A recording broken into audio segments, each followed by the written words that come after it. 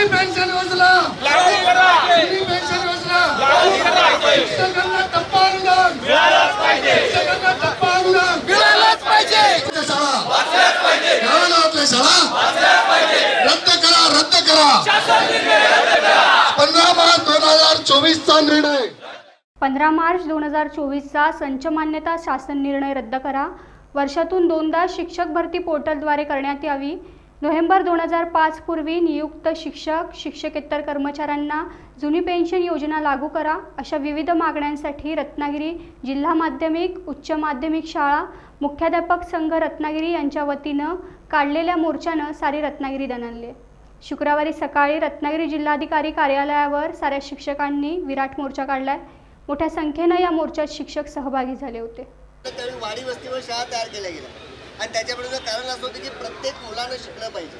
त्यावेळी आपल्यासमोर असणारी अशिक्षितता हा सगळ्यात मोठा आपल्यासमोरचा प्रश्न होता। आज शासनाला कदाचित पुन्हा असं वाटतंय की त्या वाडी वस्तीवरल्या मुलांना शिकायला नको पाहिजे, त्यांना शिक्षण व्यवस्था उपलब्ध करून द्यायला नको पाहिजे आणि त्यामुळेच अशा पद्धतीचा GR काढून विशेष करून ग्रामीण भागातील शाळा ज्या आहेत त्या शाळांच्यावर याचा अतिशय प्रतिकूल परिणाम होतो आहे।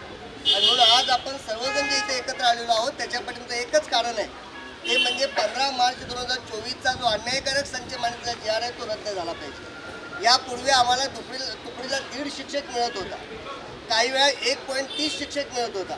शासनाने केवळ आर्थिक गणित मांडून आपली संख्या मोठ्या प्रमाणात कमी केली। पूर्वी आपल्याला घ्यावे लागणाऱ्या तासिकाने आज शिक्षक करत असणारं काम हे समाजासमोर जाणं खूप गरजेचं आहे। समाजामध्ये आणि शिक्षकांमध्ये तडी निर्माण करण्याचं काम हेतू पुरस्सर शिक्षण शासन व्यवस्था करते आहे। शासन समाजासमोर मांडत असताना शिक्षक केवळ पगारासाठी किंवा केवळ भत्त्यांसाठी लढतो, केवळ भत्त्यांसाठी आंदोलन करतो अशी भूमिका शासन पुढे मांडतंय। पण आज आम्ही जे रस्त्यावर उतरलेलो आहोत ते शासन कुठल्याही भत्त्यांसाठी नाही की आम्हाला पगार वाढवून द्या म्हणून नाही, तर आम्ही उतरलेलो आहोत ते शिक्षण वाचवा या भूमिकेसाठी। गोरगरिबांची मुलं शिकली पाहिजे, शिक्षण व्यवस्था टिकली पाहिजे यासाठी आपण रस्त्यावर उतरलेलो आहोत। आणि ज्या पद्धतीनं संजय चव्हाण सरांनी सांगितलं त्या पद्धतीनं भविष्यात कदाचित आपल्याला अत्यंत आक्रमक आंदोलन करावं लागेल, कदाचित बेमुदत बंद करावं लागेल। आपण सगळ्या शाळांच्या वतीनं उच्च न्यायालयामध्ये याचिकाही दाखल करतो आहोत। सर्व स्तरावरून आपले प्रयत्न सुरू आहेत, पण या सगळ्या प्रयत्नांना किती प्रमाणात यश येईल हे आपल्या एकजुटीवर अवलंबून आहे। आज ही सगळी व्यवस्था जी टिकलेली आहे ती शिक्षकांच्यावर टिकलेली आहे। जेव्हा एखादं इलेक्शन लागतं त्यावेळी पहिल्यांदा शिक्षकांची गरज लागते, जेव्हा एखादा सर्वे येतो त्यावेळी शिक्षकांची गरज लागते, जेव्हा जनगणना होते त्यावेळी शिक्षकांची गरज लागते। म्हणजे शासन व्यवस्थेला प्रत्येक कामाला शिक्षक पाहिजे, पण अन्याय शिक्षकावर करण्यासाठी शासन पुन्हा पुढे असतं, ही भूमिका कुठेतरी थांबली पाहिजे। आम्हाला शासन व्यवस्थेशी किंवा कुठल्याही शासन यंत्रणेशी काही बोलायचं नाही, पण ज्यावेळी आमच्यावर अन्याय होतो, जेव्हा आम्हाला ज्या सगळ्या व्यवस्थेतून बाहेर काढण्याचा प्रयत्न केला जातो त्यावेळी या सगळ्या गोष्टी थांबल्या पाहिजेत। आणि आमची भूमिका इतकीच आहे की वाडी वस्तीवरल्या शाळा टिकल्या पाहिजेत, विद्यार्थी संख्या आणि निकष बाजूला ठेवून पूर्वीप्रमाणे किमान तुकडीला 1 शिक्षक आणि 9वी 10वीला किमान 3 शिक्षक हे मंजूर झालेच पाहिजेत, तरच आपण या ठिकाणी चांगल्या पद्धतीने विद्यार्थ्यांना शिक्षण देऊ शकू। दर्जेदार शिक्षण मिळावं हे एका बाजूने म्हणायचं, एका बाजूला म्हणायचं महाराष्ट्राचा शैक्षणिक दर्जा घसरलेला आहे, एका बाजूला असं दाखवायचं की मराठी माध्यमाच्या शाळांमध्ये सरकारी शाळांमध्ये काम केलं जात नाही, एका बाजूला असं दाखवायचं की सरकारी अनुदानित शाळांमध्ये गुणवत्ता राहिलेली नाही, आणि दुसऱ्या बाजूने त्याच शिक्षकांच्यावर अतिरिक्त कामाचा भार टाकायचा।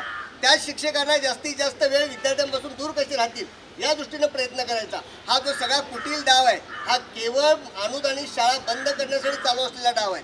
एकंदरीत इंग्रजी माध्यमाच्या शाळांना प्रोत्साहन द्यायचं, अगदी स्वयंअर्थशाही शाळा काढण्यासाठी परवानगी द्यायची आणि मग दुसऱ्या बाजूला शेजारची अनुदानित शाळा बंद करायची, हे सगळं एकंदरीत सर्वसामान्य गोरगरिबांच्या मुलांना जे काय मोफत शिक्षण मिळते त्या शिक्षणापासून वंचित करण्याचा डाव आहे। आणि म्हणून आपण समन्वय समितीच्या वतीनं या शासन निर्णयाचा जाहीर निषेध करतो आहोत। आणि त्याचबरोबर हा शासन निर्णय जोपर्यंत रद्द होत नाही, आज रत्नागिरी सिंधुदुर्ग रायगड या पूर्ण कोकण विभागातील जिल्ह्यावर या शासन निर्णयाचा अतिशय प्रतिकूल परिणाम झालेला आहे।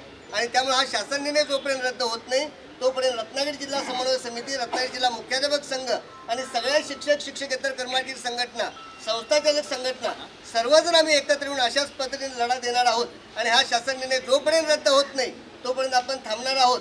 पुन्हा एकदा सर्वांनी मिळून शिक्षक एकजुटीचा आणि जिल्हा समन्वय समिती सर्व संघटना यांच्या आव्हानाला प्रतिसाद देत मोठ्या संख्येने उपस्थित आहे। खरं तर ही आपल्या सर्वांची गरज आहे आणि आज महाराष्ट्रातलं शिक्षण संपुष्टात येण्याच्या याच्यावर आलेलं आहे। त्याच्यामुळं रत्नागिरी, सिंधुदुर्ग आणि सगळे जिल्हे जवळजवळ संपत आलेले आहेत। आपल्याकडच्या 101 शाळा जवळजवळ बंद होण्याच्या, टाळे लावण्याच्या ह्याच्यात आहे. पण अजूनही आपल्या मागण्या मान्य होत नाहीत. 15 मार्च 2024चा निर्णय जो आहे तो आपला रद्द झालाच पाहिजे. यासाठी अजूनही काही तीव्र आंदोलन आपल्याला करता आलं तर आपण सगळ्यांनी तयार करू. आता नुसतं आत बसून, जागेवर बसून, खुर्चीत बसून आपल्याला चालणार नाही. तर आता रस्त्यावर उतरण्याची वेळ आलेली आहे. गोरगरिबांच्या शिक्षणासाठी, वाडी वस्त्या शिक्षणासाठी, गरिबांच्या शिक्षणासाठी. आणि त्यामुळं आपण आपल्यासाठी नाही तर त्या विद्यार्थ्यांच्या शिक्षणासाठी इथं आलेलो आहोत, हे जनतेला कळलं पाहिजे.